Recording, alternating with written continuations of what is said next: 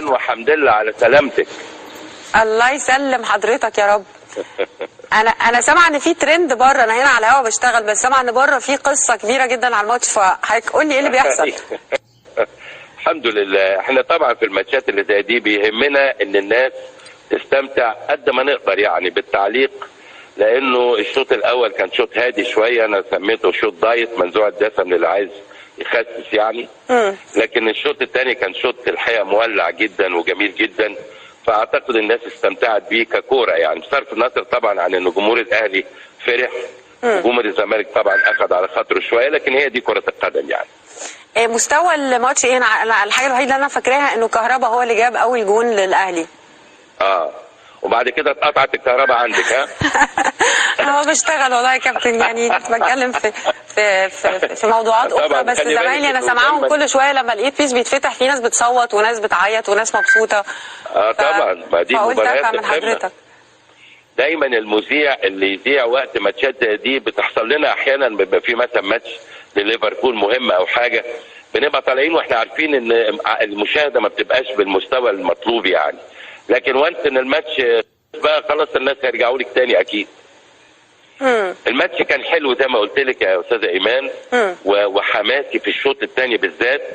3 اهداف، هدف لكهربا طبعا وكان هدف مهم قوي بالنسبه له، لان طبعا هناك قضيه كبيره ما بين كهربا وما بين نادي الزمالك، و2 مليون و300 الف دولار غرامه عليه وعقوبه وحكايه وروايه. فانتفض يعني بعد ما جاب الجون بمشاعر يعني متناقضه ومتداخله، لكن في النهايه طبعا بيغلفها الفرح الشديد ده اكيد. وبعدين الهدفين الثاني والثالث لمحمد شريف ايضا عنده مشاعر متضاربه، لانه كولر المدير الفني للنادي الاهلي كان صرح وقال ان هو مش مقتنع بالمهاجمين اللي عنده، وهو احد مهاجميه طبعا محمد شريف. فلما جاب الجون الثاني والثالث انا قلت ان شريف بيقول للكولر اقعد انت وسيبني العب، لانه عبر عن نفسه تعبير عالي جدا الحقيقه. فده كان جمال الشوط الثاني يعني، كان في كوره وفي اهداف، وهي الاهداف اللي بتدي متعه يعني. ايه قصه ترند الكلمه حضرتك قلتها يا ليله رد؟ على المستبد.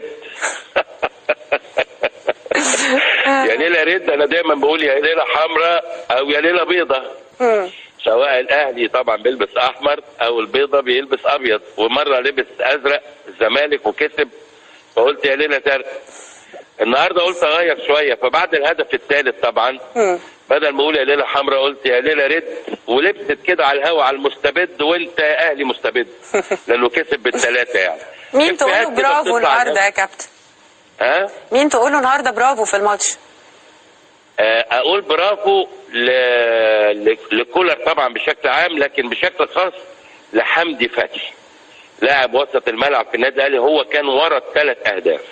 هدف كهربا الاولاني استقبل الكره على صدره وزقها له براسه روعه. كهربا دخل براسه بسهوله شديده جدا داخل المرمى. الهدف الثاني هو اللي عمله برضه الشريف، والهدف الثالث هو برضه كان وراه. فانا وجهه نظري ان رجل المباراه النهارده واللي اقول له برافو هو حمدي فتحي. في انباء كده انه احتمال يكون في اقاله للجهاز الفني لنادي الزمالك، هل الكلام ده صح او ليه اي مصدر دقيق؟ هو رئيس النادي المستشار مرتضى اعلن من شويه ان في اجتماع عاجل الساعه 11 بالليل النهارده. التوقعات بتقول كده، هو كان صرح قبل كده وقال ما فيش تغيير للجهاز قبل نهايه الموسم، لكن طبعا الهزيمه من الاهلي بال3 لابد ان يكون هناك يعني مسؤول عنها، مش عايز اقول كبش فدا يعني، لانه الزمالك ما كانش حلو النهارده خالص. فممكن يعني ممكن الكلام اللي بيتردد ده ما حدش عارف طبعا، لانه الاجتماع لسه ما بداش، لكن انا اتصور ان ممكن ده يحصل. لكن هيبقى السؤال مين يخش مكانه كمدير فني، هو ده السؤال. مين اللي يخش مكانه كمدير فني؟ مسألة مش بالسهولة دي في التوقيت ده الحقيقة، مع نادي بحجم نادي الزمالك. طبعا كابتن مدحت واحد من اشهر كمان المعلقين حضرتك، والناس بتحب طريقتك وبتحب الكلام اللي حضرتك بتقوله كده في وسط الماتش، يعني الكلام علامه وماركه بالظبط مسجله. لكن في ماتش زي الاهلي والزمالك وفي حساسيه رهيبه، يعني انا اعرف ناس، احنا بعد شويه موجودين في بيت نصه اهلاويه ونصه زملكاويه، اعرف ناس انا بشوفهم، انا طبعا لا ليا في ده ولا في ده، يعني انا ماليش في الكوره، بس بشوف ناس بتتخانق وبتخسر بعض وبيقطعوا بعض وبيكونوا اصحاب وحبايب وبيقفشوا بجد على بعض. حضرتك بقى اللي هتعلق على الماتش، ايه استعداداتك الخاصه عشان تطلع بدون خساره اي طرف من الطرفين؟ هو الناس اتعودوا معايا دايما يا استاذ ايمان، لما من كتر ما انا علقت على مباريات القمه، المنصف هيقول لك انه مدحت عمره ما بيتحيز لفريق. يعني لما الزمالك بيكسب، انا كلمه يا ليله زرقاء دي كسرت مصر كلها، كان الزمالك وقتها لابس تيشيرت ازرق وكسب الاهلي. فاحنا بندي كل واحد حقه بما يرضي الله. وانا في ماتش من الماتشات في بدايه تعليقي قلت يا جماعه حاجه من اتنين، يا عايزين تعليق تقليدي يا عايزين تنبسطوا. لو عايزين تنبسطوا سيبونا ننطلق براحتنا، المجيد نقول له ونديله افاته زي ما هو عايز، وفي نفس الوقت مش هنيجي على المغلوب طبعا، بالعكس هنشجعه ونقول له هارد لك وتتعوض والكلام ده كله.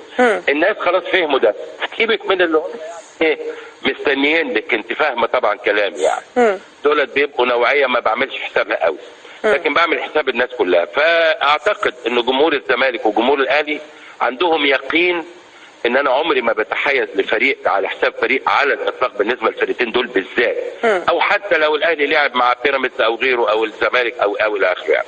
دي يعني عقيدتي انا في التعليق. واحيانا اقول انت ممكن تزعل مني بس مش هتعرف تكرهني، لان انت عارف ان انا محايد بفضل الله، عمري ما بروح لطرف على حساب طرف اطلاقا، لان دي ما تبقاش مهنيه يعني. بالظبط. فبنحاول قد ما نقدر، لكن عايزين الناس كمان تنبسط في البيوت وتزعطط، سواء لده او لده، والكسبان ياخد حقه وينبسط والجمهور ينبسط، والخسران نقول له هارد لك واوعى